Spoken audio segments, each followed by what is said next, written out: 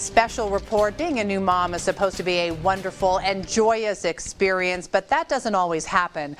A lot of women feel overcome by sadness, even anger. This morning, we're taking a closer look at postpartum depression and why women in southern Colorado may be more vulnerable than others. Giving birth and bringing home a new baby is not easy. It's a major life adjustment that for many women can become overwhelming.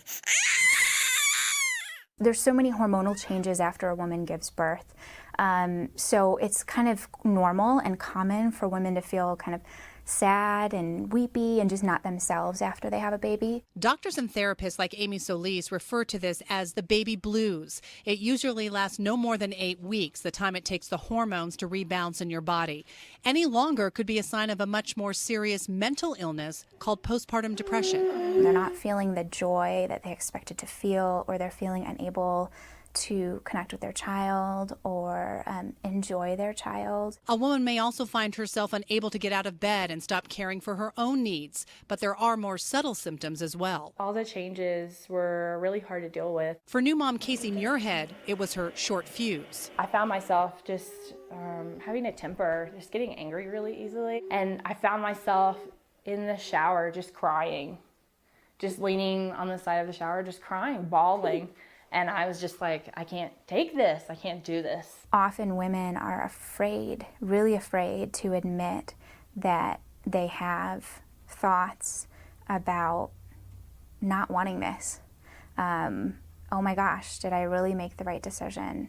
Am I really cut out for this? Can I really do this?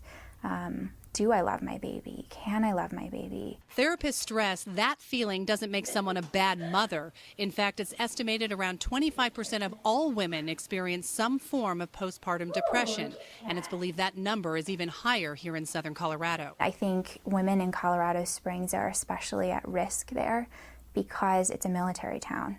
So a lot of women don't have support here. They don't have natural supports. That lack of support is one of the biggest risk factors contributing to more stress and depression.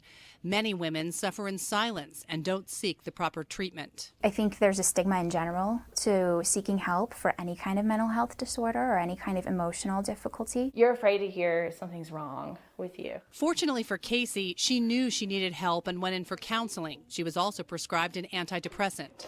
Her son Lachlan is now 7 months old, and she's now feeling the joy of motherhood the way she had hoped she would. Yeah. Postpartum depression can go away on its own, but not always. It depends on the severity. Doctors say women who don't feel like themselves should talk to their OB or therapist for an evaluation. The sooner they start feeling better, the more joy they will have with their newborn. Well, it's important to note men can also suffer from postpartum depression. To learn more about the symptoms and risk factors, you can head to our website, fox21news.com.